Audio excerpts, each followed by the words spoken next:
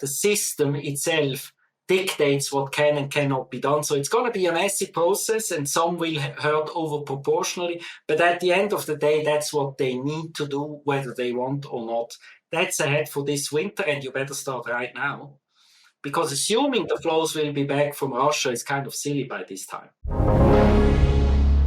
If we look at the market reaction to the reduction in flows in the Nord Stream pipeline already announced in June, and the potential for a further cut in the Russian supplies to Europe, we've seen a massive spike in the futures pricing all the way until basically 2025, as far as I remember. Alexander, what do you make of the futures pricing right now, and how bad can it get if they cut the gas supply completely in Russia?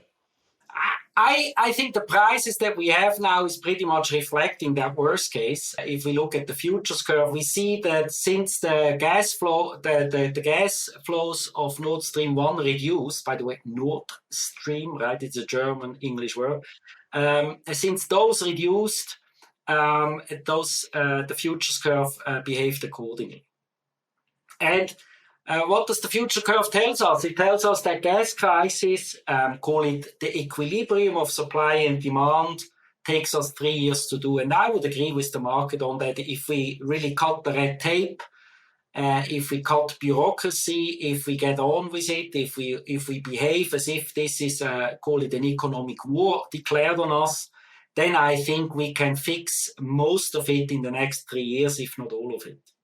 And by fixing, I don't mean curtailment only. I mean like getting the flows that we need in a way, and we're going to talk about that later. So I think the crisis is here, and it's real, and it hurts. But a lot can be done, and hopefully we can show to your audience that we see a lot of low-hanging fruits. If we look at this potential worst-case scenario with no net supply from Russia after maintenance season, you've done some what-if studies on Germany and the storage capacity given such a worst-case scenario with no Russian gas in the pipelines to Germany. How bad is the situation heading into the winter here?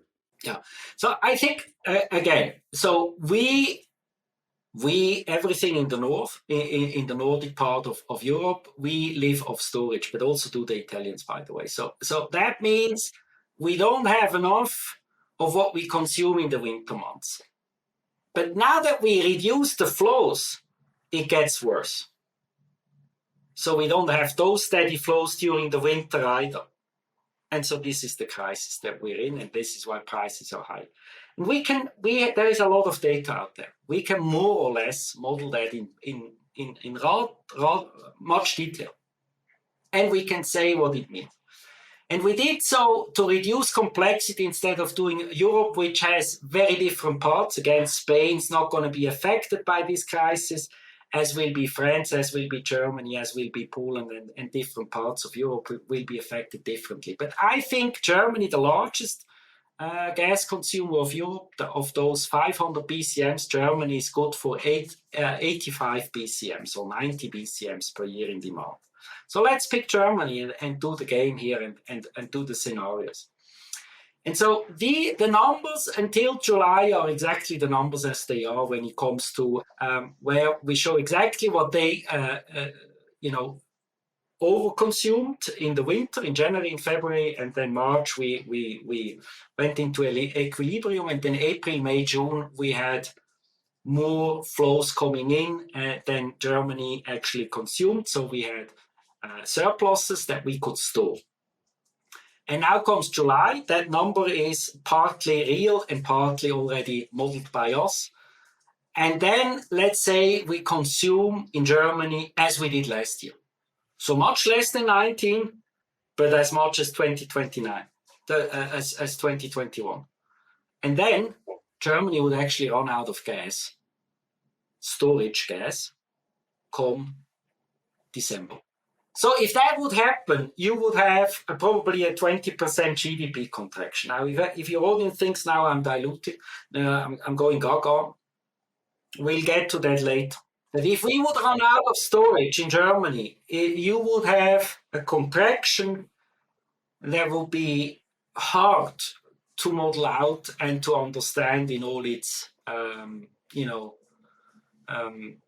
details what it means for the industry mainly, but also for consumers. By the way, when there is not enough gas, usually the households are protected, but if there will be this scenario, then there is nothing to protect, right? Then you just don't have it. Now you would still have flows, right? I'm just saying here we would run out of storage gas. You would still have flows because Norway would still deliver gas and we would still take in LNG and so on. But it would not be enough not to cut massively our consumption. So that scenario that I'm showing here has to be avoided. Lesson number one. But Alexander, what can we do about it? I mean, is it even possible to change our consumption patterns to this extent in a matter of quarters? I'm sure, Andreas, you also have grandparents that lived very little, as did I. And I think we forget where we come from sometimes in Europe because we were so successful in the last, since the Second World War, so to speak. And we underestimate our abilities to live on a tighter budget. But when you have to, you quickly can. And in this case, I can tell you, Germany will have to, and not just Germany. This is the example of Germany. It's true for all of Europe. Netherlands just came out with that advice. The utility, the major gas utility of the Netherlands came out today saying, look, we have to curtail gas consumption. And that's the main recipe. We will have to, according to our calculations, Germany not to run out of storage gas. Again, we have a constant flow coming in, although lower because of what Russia doesn't deliver. But we assume here we're going to have for Germany about 5.8 BCMs in flows coming in net every single day in the future. And then some, when those two terminals, Brunsbüttel and Wilhelmshaven, are online, let's hope February, March. And on that basis, we did a small model and showing the effect. And then we see the draws that we're going to have in storage if we manage to consume 13 to 15% less gas. Now, Andreas, can we consume 13 to 15% less gas versus last year? Absolutely, we can. I mean, there is so much on the margin where we use it and don't really need it, where we can put our thermostat down and where we can save. Is it as convenient as before? No. But I think the big ramifications that have to come if the households don't help because they are protected by law, it means that the industry has to over-proportionally cut. So the BASF in Germany, the large chemical company, one of the largest in the world, they will have to cut consumption over-proportionally, and that means large unemployment. And that has to go through the system. And then, by the way, cutting curtailments is a messy process. I think the Germans are ahead at the moment of the rest of Europe in planning it. I hope the rest of Europe catches up in planning it because they will all have to go through. And then the pipeline system, when you try to curtail there, it's the system itself dictates what can and cannot be done. So it's going to be a messy process and some will hurt over proportionally. But at the end of the day, that's what they need to do, whether they want or not. That's ahead for this winter and you better start right now. Because assuming the flows will be back from Russia is kind of silly by this time, after all the warnings we had. By the way, on warnings, there are, 4 executives of Gazprom that have been killed in the last 2 months alone. Why is that, right? Is there a message from Putin? They weren't probably obeying to the orders from the Kremlin. They thought this is a silly game that he's playing and now they're gone. So we have a lot of indications that this is going to come. So my best advice to everyone is to really help curtail it. Alexander, in terms of the electricity price and the link to natural gas, it's quite clear when we go through the data for Europe that natural gas is an important input in the power generation across the continent.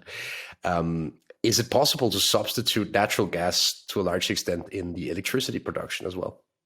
It's also a question of is it possible? We have to. But I read and hear and see also on Twitter a lot of opinions and not a lot of data. So I thought, why don't we do a bit of data here? And it's actually not that difficult. I don't know why people don't do it. So first of all, to your audience, you have the electricity map, which is a wonderful tool where each and every day you can look up each and every European grid and what they do and not do and what they have installed and not installed. On that basis, you can do numbers. So if it says here is something 10 gigawatt installed, say wind, that means that's the capacity installed. Now you multiply that by 24 for the day because the capacity is always measured in a per hour basis. Then you multiply that by 24 and multiply it by 365, and then you get a theoretic capacity, which you then also need to adjust for the realistic utilization, because whatever you have out there, it cannot work 24 hours, 365 days. It needs maintenance, or the sun doesn't shine, or the wind doesn't blow, and so on. So you have a kind of an average value that you can take and that you know that is realistic in terms of what can be and cannot be done in electricity production. And based on our calculations, but believe me, our calculations are not that imprecise, and we have our reasons for everything that we assume in there. And we've done the math carefully, and it's something that we do as a job. So now if you look at those, and by the way, we include Serbia here, and we include Switzerland, but we don't have data for Croatia, Montenegro, or Bosnia-Herzegovina and Albania, but that doesn't move the needle, does. But then we have a listing. And so we can look at that and say, so where and what can we do? Well, and then we see, okay, so I made some red squares around certain things that I think is worth mentioning. Right? So everyone is kind of now sure that Germany is going to suffer the much when it comes to gas shortages. Well, let's do a bit of calculation here and look who is really depending on gas when it comes to power production. And then actually, if you look at Italy, it looks the most vulnerable to me. Because they, for some reason, over the last 30 years have decided not to have nuclear, but instead have lots of gas installed, gas-fired power plants, not that much coal. One would say, why is that? But it is what it is. And then not that big wind or other things. Then they have the hydro part. Fantastic, right? That, the northern part of Italy is a bit like Switzerland, and so is, certain parts of France where the Alps go through, so there is a lot of water flowing. Okay, great, so they have that.